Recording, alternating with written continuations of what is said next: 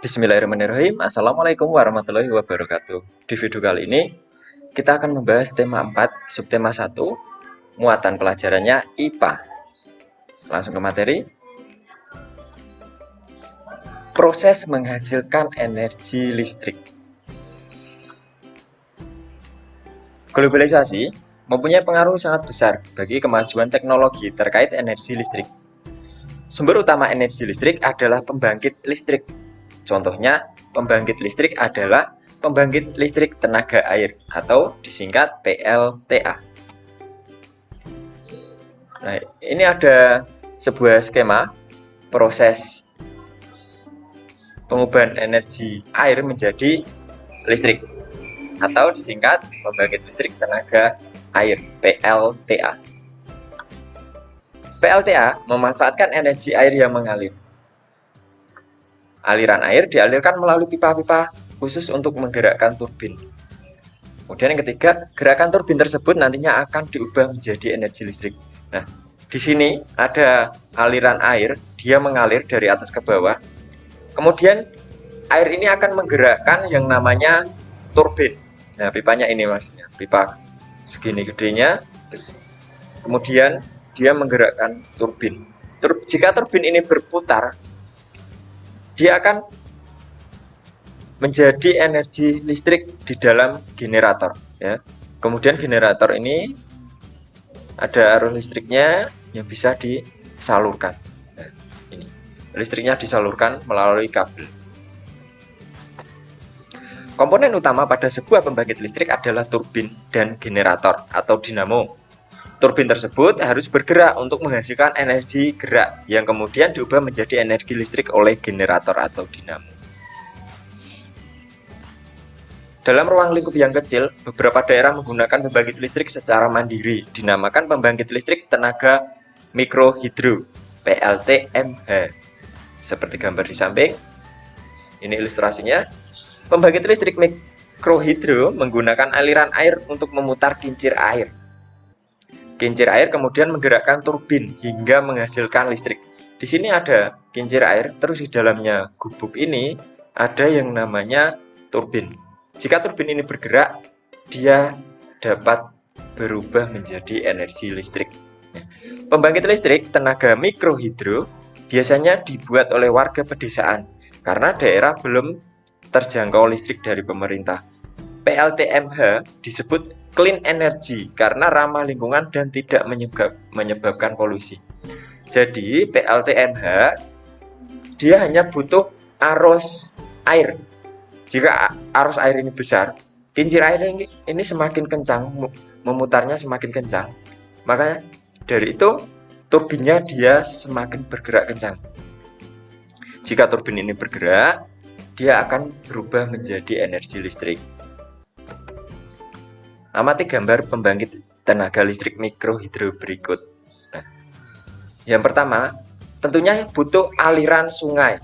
Aliran sungai ini biasanya ditemukan pada dataran tinggi, daerah pegunungan. Ya, daerah pegunungan yang biasa menggunakan pembangkit listrik tenaga mikrohidro. Dari aliran sungai ini, dia menggerakkan kincir air. Dia menggerakkan kincir air. Jika kincir airnya bergerak, maka turbinnya di sini bergerak. Kemudian diubah di dinamonya, kemudian mengalirkan arus listrik ke perumahan. Ya, tentunya di sini harus ada kemiringan tanah, ya, agar air ini dapat mengalir karena sepenuhnya kincir air ini digerakkan oleh air. Ya. Komponen utama pada sebuah pembangkit energi listrik adalah turbin dan generator atau dinamo. Turbin tersebut harus bergerak untuk menghasilkan energi gerak yang kemudian diubah menjadi energi listrik oleh generator atau dinamo. Aliran sungai menggerakkan kincir air. Kincir air mengubah aliran air menjadi energi yang menggerakkan turbin. Kemudian turbin bergerak sehingga dinamo dapat mengubah energi gerak menjadi energi listrik. Energi listrik dapat digunakan oleh warga sekitar.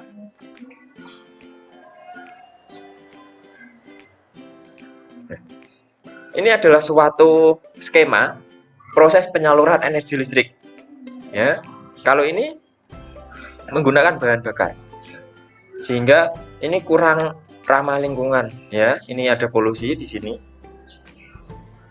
Nah, penyaluran energi listrik itu dimulai dari pembangkit listrik, kemudian disalurkan. Nah, disalurkan ini, sebelum disalurkan ke rumah warga itu ada yang namanya penaik tegangan ya, tegangannya dinaikkan sehingga tidak membuang-buang energi listrik. Kemudian disalurkan ke transmisi, selanjutnya saluran distribusi, baru ke perumahan atau rumah-rumah pelanggan listrik. Komponen utama pada proses penyaluran energi listrik adalah sistem transmisi yang pertama, yang kedua sistem distribusi, kemudian yang ketiga transformator penaik atau step up dan penurun tegangan. Itu di sini ya, transformator penaik tegangan atau step up di sini ya. Selanjutnya pembangkit tenaga listrik, kemudian tegangannya dinaikkan di sini sampai ke konsumen, entah itu perumahan atau ke industri ya. Di sini untuk lebih jelasnya kita akan bahas satu-satu fungsinya itu apa ya. Yang pertama, pembangkit listrik. Ini merupakan salah satu komponen sistem tenaga listrik yang berfungsi untuk membangkitkan energi listrik. Kemudian terdapat beberapa jenis pembangkit yang ada di Indonesia, mulai dari pembangkit energi listrik terbarukan seperti PLTA, PLTB, PLTS, sampai pembangkit yang menggunakan batu bara atau energi alam sebagai bahan bakarnya seperti PLTU dan PLTG. Kemudian yang kedua ada tegangan dinaikkan atau gardu induk, transformator step up. Biasanya berdekatan dengan pembangkit listrik sebab energi listrik yang dihasilkan pembangkit harus terlebih dahulu dinaikkan tegangannya sebelum ditransmisikan. Kenapa tegangan listrik harus dinaikkan sebelum ditransmisikan? Jawabannya adalah untuk mengurangi rugi-rugi daya pada saat ditransmisikan. Ya. Selanjutnya, transmisi merupakan komponen penyaluran listrik yang menghubungkan satu gardu induk ke gardu induk lain. Energi listrik yang ditransmisikan memiliki tegangan yang tinggi. Ya. Berdasarkan klasifikasi tegangannya, saluran transmisi dibagi menjadi 3 jenis. Saluran udara tegangan ekstra tinggi disebut SUTET, itu antara 200 sampai 500 kV. Kemudian saluran udara tegangan tinggi SUTT 30 sampai 150 kV. Kemudian yang ketiga ada saluran kabel tegangan tinggi SKTT. Selanjutnya transformator tegangan diturunkan atau gardu induk step down. Pada gardu induk ini, energi listrik yang telah ditransmisikan diturunkan tegangannya menjadi 20 kV menggunakan transformator step down. Energi listrik dengan tegangan 20 kV akan didistribusikan ke konsumen. Bisa ke konsumen industri atau pabrik-pabrik, perumahan, pedesaan, seperti itu. Selanjutnya, konsumen perumahan, konsumen industri. Pada saluran distribusi dibagi menjadi 2, yaitu jaringan tegangan menengah JTM dan jaringan tegangan rendah JTR. Energi listrik 20 kV didistribusikan menggunakan JTM dan kemudian akan diturunkan tegangannya mencapai 380 220 volt menggunakan transformator step down yang ada di gardu distribusi ya. Selanjutnya, kalian pernah bertanya-tanya nggak, kenapa lampu itu bisa mati, kenapa listrik bisa padam ya?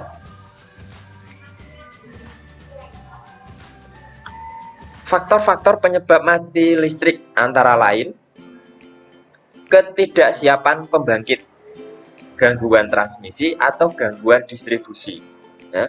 Kemudian dari faktor luar yaitu gangguan alam seperti petir ya.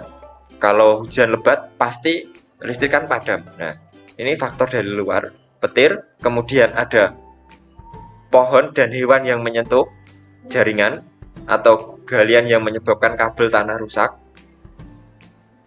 Ini ya, ini gangguan binatang yang menyentuh jaringan. Kemudian ada lagi jika ada pekerjaan atau sumber lain ya, listrik dipadamkan biar tidak terjadi kesetrum gitu ya.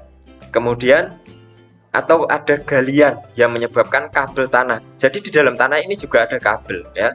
Kabelnya rusak, kabel dalam tanah. Jadi listrik dipadamkan atau padam. Kemudian ada faktor dalam, terjadi pada gangguan komponen dan peralatan yang terpasang pada jaringan ya.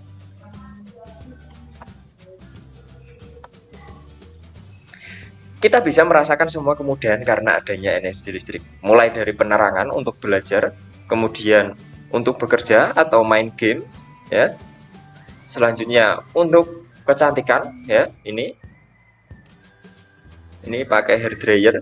Kemudian untuk memasak, mulai dari penerangan dan lain-lain, kulkas ya, oven. Kemudian untuk hiburan, untuk kenyamanan rumah ya, ada televisi, kipas angin, lampu, ini ada radio. Maka sepatutnya kita harus bersyukur karena pada zaman sekarang itu sudah ditemukannya listrik. Indonesia termasuk salah satu negara di Asia Tenggara yang tertinggi dalam hal pemborosan energi.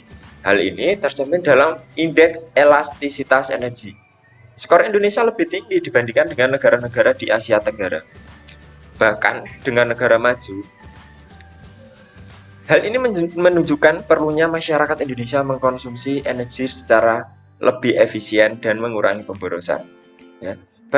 Bagaimana cara kita mengurangi pemborosan? Mulai dari penggunaan energi lampu, kalau nggak digunakan harus dimatikan. Televisi, kalau nggak ditonton harus dimatikan. Kemudian AC, kipas, kalau nggak digunakan harus dimatikan. Kemudian pemborosan air, apakah itu termasuk? Bisa. Kenapa? Karena dalam kita memperoleh air itu menggunakan energi listrik sanyo dan lain-lain untuk mengangkut air dari dalam tanah ke permukaan ya. Maka dari itu kita harus hemat energi.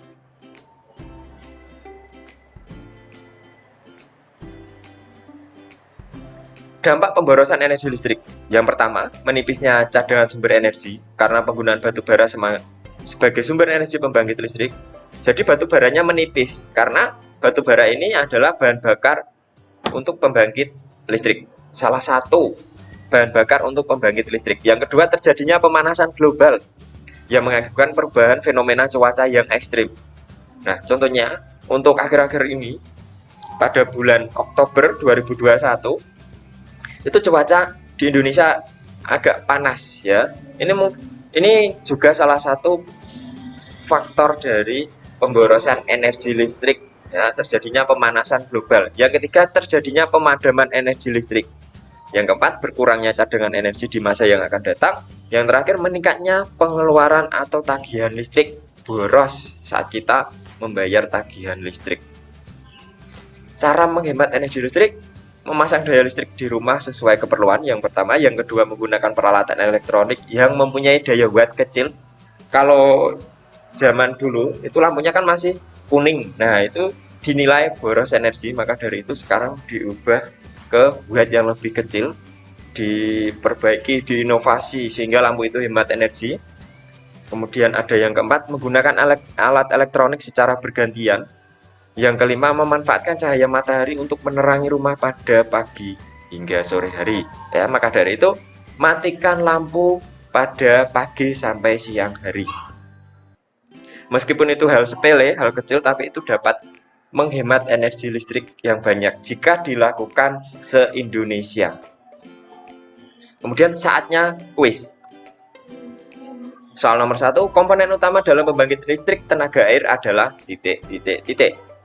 Kemudian yang kedua, berdasarkan gambar di atas, fungsi dari kincir air adalah, kincir air itu untuk apa? Ya. Yang ketiga, berdasarkan gambar di atas, fungsi dari dinamo.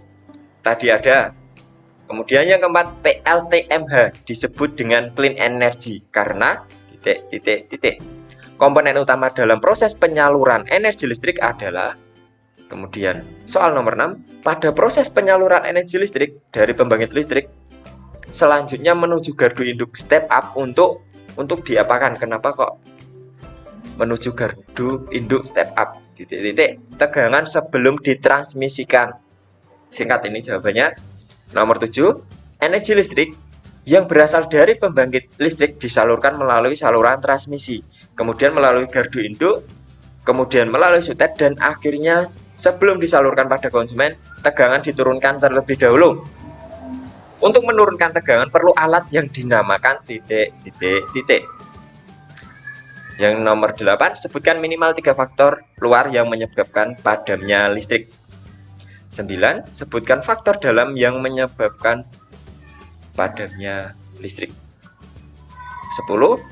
Selain membuat cadangan energi cepat habis, boros energi membuat pemanasan global semakin parah karena adanya zat sisa pembakaran dari bahan bakar fosil. Bahan bakar pembangkit energi listrik yang digunakan adalah Sekian untuk materi hari ini. Terima kasih, selamat mengerjakan. Wassalamualaikum warahmatullahi wabarakatuh.